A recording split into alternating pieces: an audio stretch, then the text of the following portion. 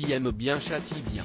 En quelques années, Emmanuel Macron et Nicolas Sarkozy sont devenus de bons amis.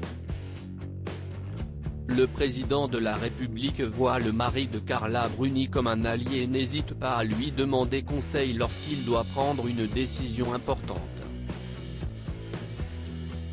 En effet, l'ancien président a traversé la crise financière de 2008 et peut l'aider à trouver des éléments de réponse lorsqu'il est face à des difficultés. Même s'il ne l'écoute pas toujours. Alors que les deux hommes politiques devaient se retrouver le 8 mai dernier pour une cérémonie devant la tombe du soldat inconnu ainsi qu'un déjeuner en tête-à-tête à l'Élysée, un de leurs amis communs a tenu à mettre en garde par SMS Emmanuel Macron, le confinement ne lui fait pas de bien. S'il n'a pas repris ses esprits, tu vas en entendre des vertes et des pas mûres. Alors que la rumeur d'un remaniement du gouvernement court depuis quelques semaines, Nicolas Sarkozy a fait de nombreuses propositions à Emmanuel Macron. Il a ainsi suggéré au président de la République de nommer Alexis Kohler, actuel secrétaire général de l'Élysée.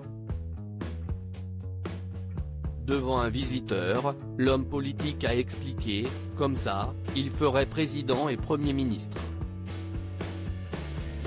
En plus de cela, Nicolas Sarkozy a proposé le PDG d'Accor, Sébastien Bazin, au ministère des Finances, ainsi que la navigatrice Maud Fontenoy à la transition écologique.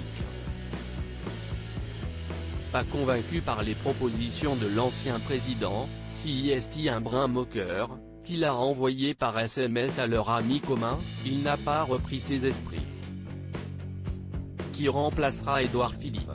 Depuis quelques semaines, la relation entre Emmanuel Macron et Édouard Philippe n'est pas au beau fixe. Il y a quelques jours, un membre du gouvernement confiait « Tout le monde explique qu'ils vont bien, mais les tensions sont quand même palpables et les entourages se tirent la bourre ».